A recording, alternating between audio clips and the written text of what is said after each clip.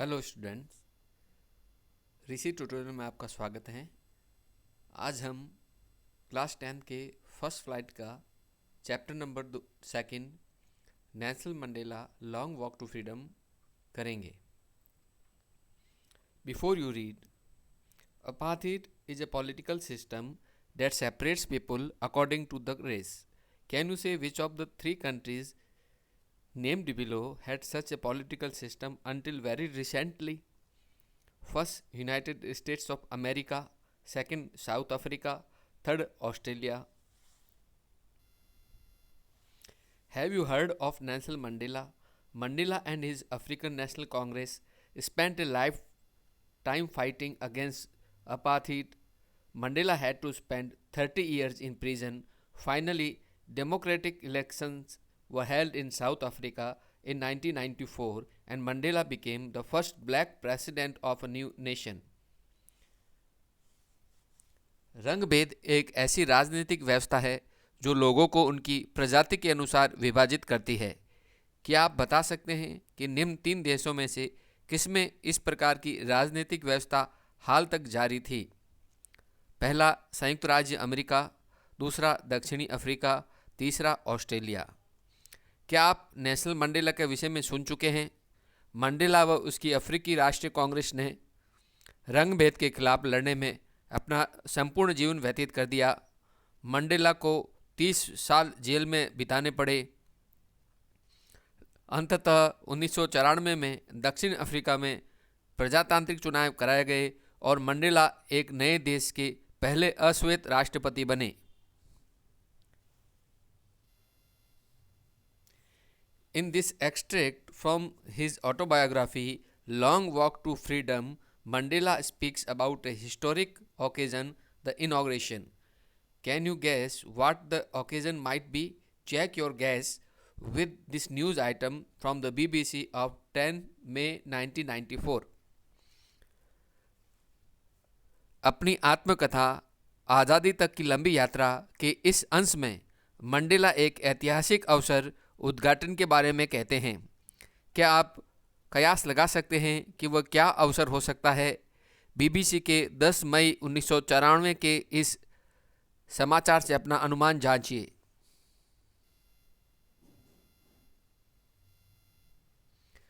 Mandela becomes South Africa's first black president. Nelson Mandela has become South Africa's first black president after more than 3 centuries of white rule. Mr. Mandela's African National Congress party won 252 of the 400 seats in the first democratic elections of South Africa's history. The inauguration ceremony took place in the Union Buildings amphitheatre in Pretoria today, attended by politicians and dignitaries from more than 140 countries around the world. Never, never again will this beautiful land experience the oppression of one by another, said Nelson Mandela in his address. Jubilant scenes on the streets of Pretoria followed the ceremony with blacks, whites, and colors celebrating together. More than 1 lakh South African men, women, and children of all races sang and danced with joy. Mandela दक्षिण Africa के पहले अश्वेत राष्ट्रपति बने। 3 शताब्दियों के श्वेत शासन के उपरांत नेल्सन मंडेला दक्षिणी अफ्रीका के पहले अश्वेत राष्ट्रपति बन गए हैं। श्रीमान मंडेला की अफ्रीकन राष्ट्रीय कांग्रेस पार्टी ने दक्षिण अफ्रीका के इतिहास के प्रथम प्रजातांत्रिक चुनाव में 400 में से 252 सीटें जीती। शपथ ग्रहण समारोह आज प्रिटोरिया में यूनियन बिल्डिंग के गोलाकार रंगमंडल में आयोजित हुआ, जिसमें विश्व के 140 से भी अधिक देशों के पॉलिटिशियन और गणमान्य अतिथियों ने भाग लिया। कभी नहीं, यह सुंदर भूमि फिर कभी एक दूसरे के उत्पीड़न की अनुभूति नहीं करेगी, नेल्सन मंडेला ने अपने संबोधन में कहा।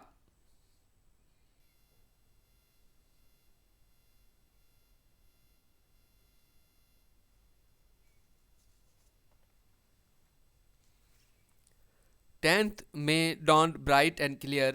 For the past few days, I had been pleasantly besieged by dignitaries and world leaders who were coming to pay their respects before the inauguration. The inauguration would be the largest gathering ever of international leaders on South African soil. 10 मई को चमकीले व स्वच्छ दिन का उदय हुआ।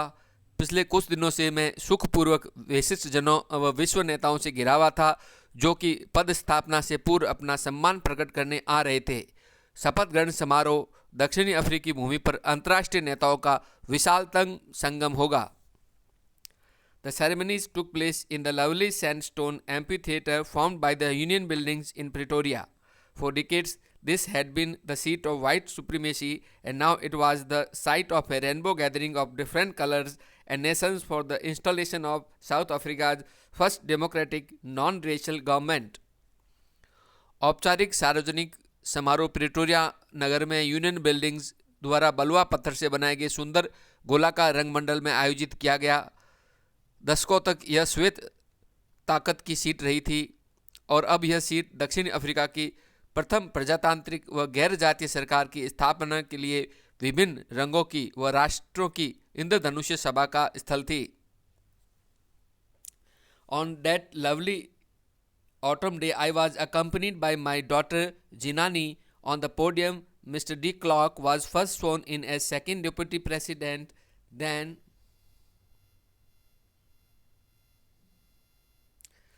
Thabo Mbeki was sworn in as first deputy president. When it was my turn, I pledged to obey and uphold the constitution and to devote myself to the well-being of the republic and its people. To the assembled guests and the watching world, I said. उस सुंदर शरद ऋतु वाले दिन मेरी पुत्री जिनानी मेरे साथ थी। मंच पर पहले श्रीमान डी क्लॉक को दूसरे उपराष्ट्रीय पद की शपथ दिलाई गई, फिर थाम्बो मबेकी को प्रथम उपराष्ट्रीय पद की शपथ दिलाई गई। जब मेरी बारी आई तो मैंने संविधान के पालन करने की, वैसे बनाए रखने की तथा गणराज्य एवं उसके लोगों के कल्याण के लिए स्वयं को समर्पित करने की शपथ ली। एकत्रित मेहमानों एवं देख रहे पूरे विश्व को मैंने कहा, today all of us do by our presence here confer glory and hope to newborn liberty out of the experience of an extraordinary human disaster that lasted too long must be born a society of which all humanity will be proud. We, who were outlaws not so long ago, have today been given the rare privilege to be host to the nations of the world on our own soil. We thank all of our distinguished international guests for having come to take possession with the people of our country of what is, after all, a common victory for justice, for peace, for human dignity.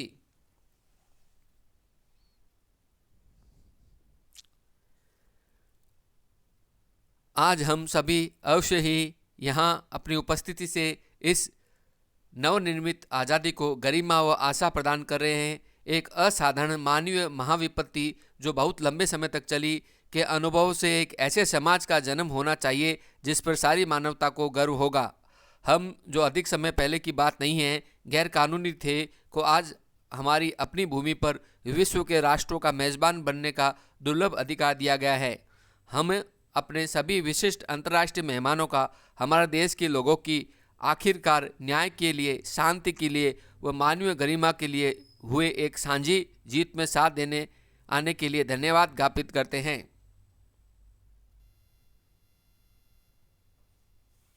We have at last achieved our political emancipation. We pledge ourselves to liberate all our people from the continuing bondage of poverty, deprivation, suffering, gender, and other discrimination. Never, never, and never again shall it be that this beautiful land will again experience the oppression of one by another.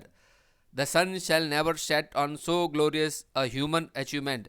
Let freedom reign. God bless Africa. हमने आखिरकार हमारी राजनीतिक अधिकार संपन्नता प्राप्त कर ली है। हम अपने सभी लोगों को लगातार जारी गरीबी के गए बंधन से, वंचितता से, दुखों से, लिंग व अन्य भेदों से मुक्त कराने की शपथ लेते हैं। कभी नहीं ऐसा पुनः कभी नहीं होगा कि यह सुंदर भूमि पुनः एक का दूसरे के द्वारा दमन की अनुभूति करेगी। इतनी गौरवशाली मानवीय उपलब्धि पर सूरज कभी अस्त नहीं होगा। आइए स्वतंत्रता को शासन करने दें। ईश्वर अफ्रीका को आशीर्वाद दें।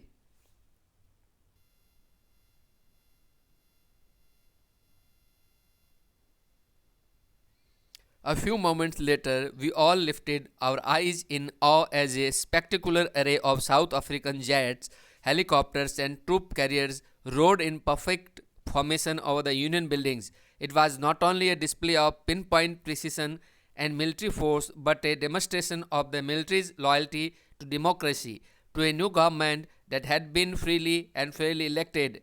Only moments before, the highest general of the South African Defence Force and Police, their chests bedecked with ribbons and medals from days gone by, saluted me and pledged their loyalty. I was not unmindful of the fact that not so many years before they would not have saluted but arrested me. Finally, a chevron of Impala jets left a smoke trail of the black, red, green, blue, and gold of the new South African flag. कुछ पलों के पश्चात हम सभी ने अपनी आंखें आदर भरे विस्मय से ऊपर आकाश की ओर उठाई, जैसे ही एक भव्य पंक्ति व्यू रचना में दक्षिण अफ्रीकी जेट विमानों, हेलीकॉप्टरों व सेनावाहक हवाई जहाज़ों ने यूनियन बिल्डिंग्स के ऊपर पूरी तरह सटीक संरचना में गर्जना की। यह केवल सटीक परिशुद्धता व सैन्य बल का ही एक प्रदर्शन नहीं था, अपितु लोकतंत्र के प्रति एक नई सरकार जो स्वतंत्र और निष्पक्ष रूप से चुनी गई थी के प्रति भी सेना की निष्ठा का प्रदर्शन था। कुछ क्षण पूर्व ही दक्षिण अफ्रीका के रक्षा बल के व पुलिस के उच्चतम जनरलों ने, जिनके बीते दिनों से फीतों व पदकों से सुसज्जित थे, मुझे सैल्यूट किया व अपनी निष्ठा की शपथ ली। मैं इस तथ्य से अनजान नहीं था कि यह बहुत वर्षों पूर्व की बात नहीं है कि वे मुझे सैल्यूट नहीं करते थे बल्कि गिरफ्तार करते थे। अंत में इम्पाला जेट विमानों को दक्षिण अफ्रीका के नए झंडे के काले, लाल, हरे, नीले व सुनहरे रंगों की धुआं के रेखा चिन्ह वी आकृति में छोड़े।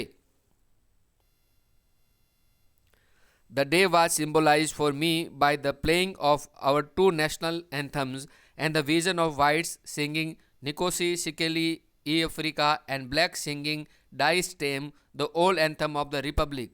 Although that day neither group knew the lyrics of the anthem they once despised, they would soon know the words by heart. हमारे दो राष्ट्रगान गाए जाने के कारण यह दिन मेरे लिए प्रतीक बन गया। गोरों को नक्सी सिकेलल ई अफ्रीका गाते हुए देखने से व कालों को गणराज्य का पुराना राष्ट्रगान डाई स्टेम गाते हुए देखने से। यद्यपि उस दिन कोई सा भी समूह उस राष्ट्रगान के शब्दों को नहीं जानता था जिसे वे कभी घृणा करते थे, वे शीघ्र ही इसके शब्दों को आत्मसात कर लेंगे। On the day of the inauguration, I was overwhelmed with a sense of history. In the first decade of the 20th century, a few years after the bitter Anglo-Boer War and before my own birth, the white-skinned peoples of South Africa patched up their differences and erected a system of racial denomination against the dark-skinned peoples of their own land. The structure they created formed the basis of one of the harshest, most inhumane societies the world has ever known. Now, in the last decade of the 20th century and my own 8th decade as a man, that system had been overturned forever and replaced by one that recognized the rights and freedoms of all peoples, regardless of the color of their skin.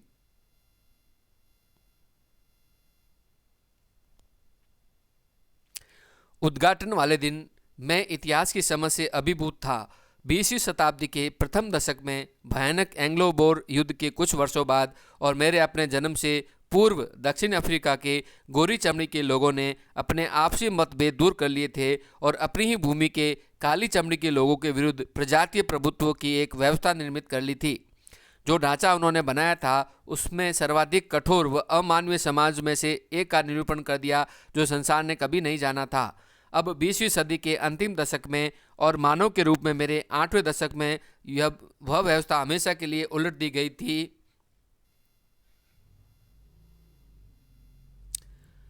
और एक ऐसी व्यवस्था से प्रतिस्थापित कर दी गई थी जो सभी लोगों के अधिकारों व आज़ादी को उनकी चमड़ी के रंग को ध्यान में रखे बगैर मान्यता देती थी।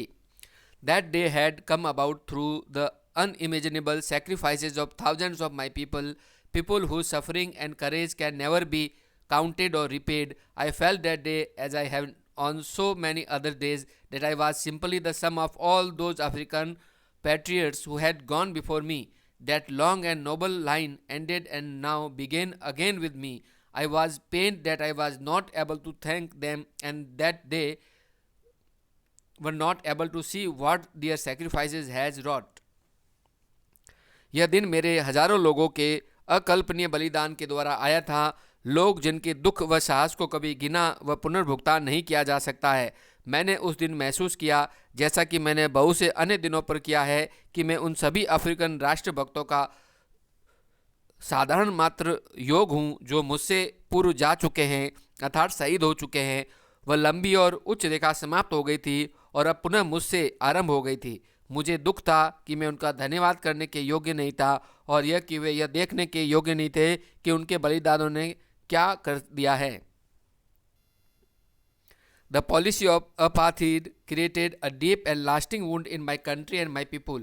All of us will spend many years, if not generations, recovering from that profound hurt, but the decades of oppression and brutality had another unintended effect, and that was that it produced the Oliver Thombos, Walter Sisulas, Chief Luthilius, the Yusuf Dedus, the Brian Fishers, the Robert Sobukis of our time, men of such extraordinary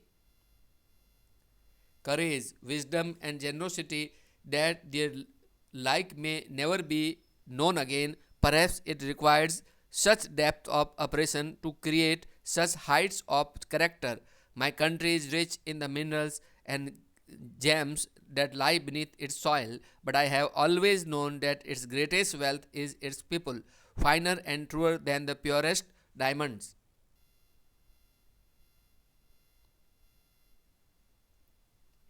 रंग भेद की नीति ने मेरे देश में मेरे लोगों में एक गहन व स्थायी घात सृजित कर दिया था।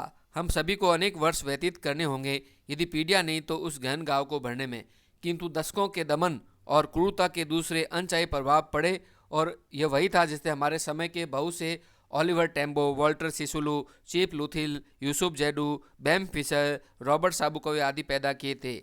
इतने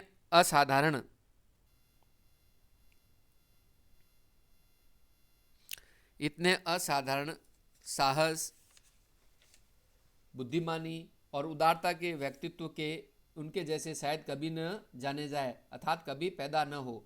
शायद इतने उच्च व्यक्तित्व पैदा करने के लिए उत्पीड़न की इतनी गहनता की आवश्यकता पड़ती है। मेरा राष्ट्र खनिजों व रत्नों से परिपूर्ण है जो कि इसकी मिट्टी के नीचे है, किंतु मैं हमेशा से जानता हूँ कि इसके लोग इसकी उत्कृष्ट धन संपदा है जो परिशुद्ध हीरो से भी अधिक उत्कृष्ट और सच्चे हैं। It is from these comrades in the struggle that I learned the meaning of courage. Time and again I have seen men and women risk and give their lives for an idea. I have seen men stand up to attacks and torture without breaking, showing a strength or resilience that defies the imagination. I learned that courage was not the absence of fear, but the triumph over it. The brave man is not he who does not feel afraid, but he who conquers that fear. इस संघर्ष में ये साथी है जिनसे मैंने साहस का अर्थ सीखा। बार बार मैंने पुरुषों और महिलाओं को एक विचार के लिए अपने जीवन को खतरे में डालते हुए और अपनी जानें देते हुए देखा है। मैंने पुरुषों को आक्रमणों और यातना का बिना टूटे डटकर मुकाबला करते हुए और एक ऐसी शक्ति व आघात से संभलने का सामर्थ्य प्रदर्शित करते हुए देखा है जो कल्पना को भी असंभव बना देता है, अर्थात यह बात कल्पना से भी परे है। मैंने सीखा है कि साहस का अर्थ भय की अनुपस्थिति नहीं था, बल्कि इस पर विजय था। बहादुर व्यक्ति वह नहीं है जो भयभीत महसूस नहीं करता है, बल्कि वह है जो भय को जीत लेता है। No one is born hating another person because of the color of his skin or his background or his religion. People must learn to hate, and if they can learn to hate, they can be taught to love, for love comes more naturally to the human heart than its opposite. Even in the grimmest times in prison, when my comrades and I were pushed to our limits, I would see a glimmer of humanity in one of the guards, perhaps just for a second, but it was enough to reassure me and keep me going. Man's goodness is a flame that can be hidden but never extinguished. कोई भी दूसरे व्यक्ति से चमड़ी के रंग के कारण या उसकी पृष्ठभूमि के कारण या उसके धर्म के कारण घृणा करने के लिए पैदा नहीं होता है। लोगों को घृणा करना अवश्य सीखना चाहिए, और यदि वे घृणा करना सीख सकते हैं तो उन्हें प्रेम करना भी सिखाया जा सकता है, क्योंकि प्रेम मानव हृदय में अधिक स्वाभाविक रूप से आता है बजाय इसके विरोधी के। यहाँ तक कि जेल के सर्वाधिक अप्रिय समय में भी, जब मेरे साथियों और मुझे हमारी असहनीय सीमा तक प्रताड़ित किया गया था, अर्थात उत्पीड़न झेलने की हमारे अंतिम क्षमता तक पहुंचा दिया गया था, और यदि मैं रक्षकों में से किसी एक में भी मानवता का आभास कर पाता था, चाहे एक सेकंड के लिए ही क्यों नहीं, तो यह मुझे पुनः आश्वस्त करने के लिए और मुझे आगे बढ़ते रहने के लिए पर्याप्त था। व्यक्ति की अच्छाई एक ज्वाला है जिसे छिपाया तो जा सकता है किंतु कभी बुझाया नहीं जा सकता।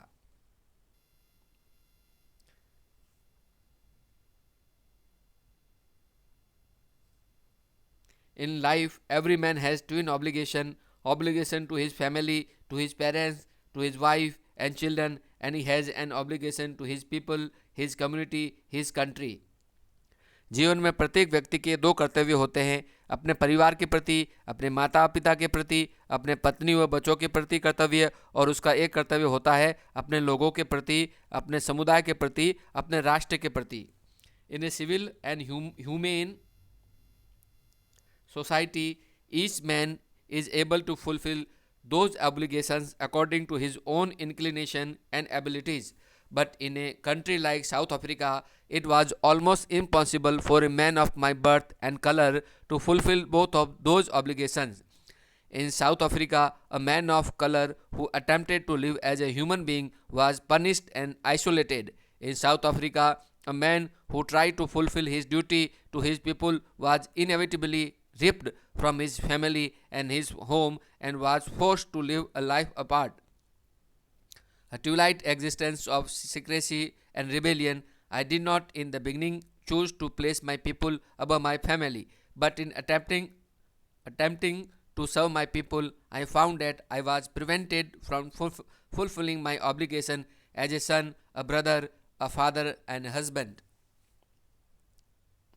एक सभ्य व मानवीय समाज में प्रत्येक व्यक्ति उन कर्तव्यों को पूरा करने योग्य है अपने स्वयं के रुझान और योग्यता के अनुसार, किंतु दक्षिण अफ्रीका जैसे राष्ट्रों में मेरे जन्म के व रंग के एक व्यक्ति के लिए वे दोनों कर्तव्य पूरा करना लगभग असंभव था। दक्षिण अफ्रीका में अश्वेत रंग का एक व्यक्ति जो एक इंसान की तरह रहने का प्रयत्न करता था, उसे दंडित किया जाता व अलग थलग कर दिया जाता था। दक्षिण अफ्रीका में एक व्यक्ति जिसने अपने लोगों के प्रति अपने कर्तव्यों को पूरा करने की कोशिश की, उसे अपने परिवार से, अपने घर से अलग कर दिया गया और एक अलग जीवन जीने के लिए बाध्य कर दिया गया। रहस्य व विद्रोह का एक संध्याकालीन अस्तित्व जैसा। मैंने आरंभ में अपने लोगों को अपने परिवार से ऊपर रखने को नहीं चुना था, किंतु अपने लोगों की सेवा करने में मैंने पाया कि मुझे एक पुत्र, एक भाई, एक पिता व एक पति के रूप में मेरे कर्तव्य पूरा करने से रोका गया। I was not born with a hunger to be free. I was born free, free in every way that I could know, free to run in the field near my mother's hut, free to swim in the clear stream that ran through my village, free to roast mealies under the stars and ride the broad backs of slow-moving bulls. As long as I obeyed my father and abided by the customs of my tribe, I was not troubled by the laws of man or God. मैं आज़ाद होने की भूख के लिए नहीं जन्मा था, मैं आज़ाद जन्मा था, प्रत्येक तरह से आज़ाद जो मैं जान सकता था। मेरी माँ की झोपड़ी के समीप खेतों में दौड़ने के लिए आज़ाद, स्वच्छ झरना जो मेरे गांव के मध्य से होकर बहता था उसमें तैरने के लिए आज़ाद, तारों के नीचे अनाज की बाल या भुट्टे भूनने के लिए आज़ाद और धीमी गति से चलते बैलों की चौड़ी पीठ पर सवारी करने के लिए आज़ाद।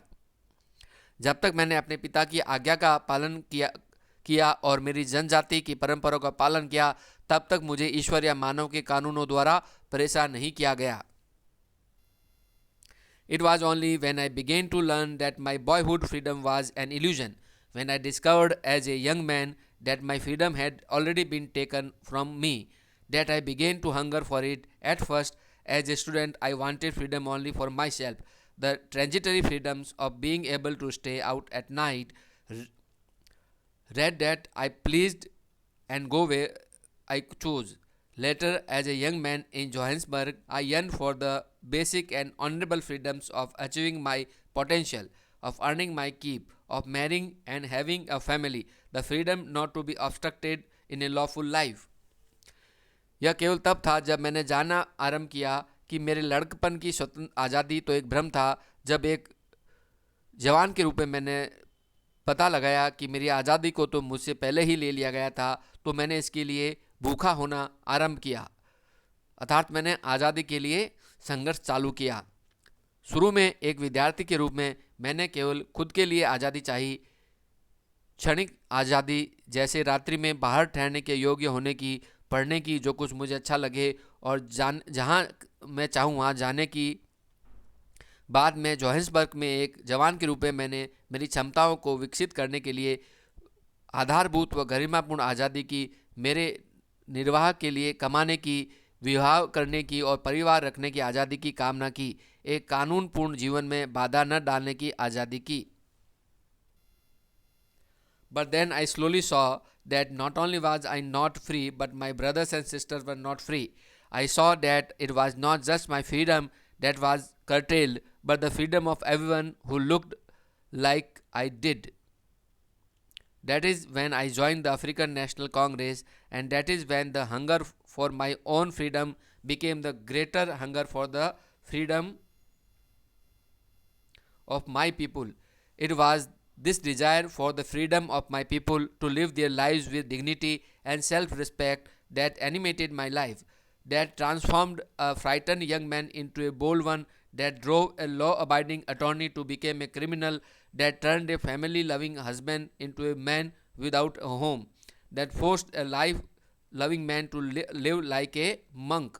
I am no more virtuous or self-sacrificing than the next man, but I found that I could not even enjoy the poor and limited freedoms I was allowed when I knew my people were not free. Freedom is indivisible. The chains on any one of my people were the chains on all of them. The chains on all of my people were the chains on me.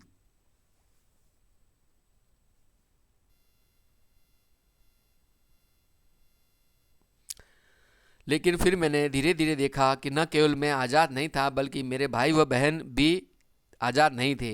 मैंने देखा कि यह केवल मेरी ही आज़ादी नहीं थी जिसे कम किया गया था, बल्कि उन सभी की आज़ादी को भी कम किया गया था जो मेरे जैसे थे। तब ही मैं अफ्रीकन राष्ट्रीय कांग्रेस में भर्ती हुआ, और तब ही मेरी अपनी आज़ादी के लिए भूख मेरे अपने लोगों की आज़ादी की बड़ी भूख बन गई।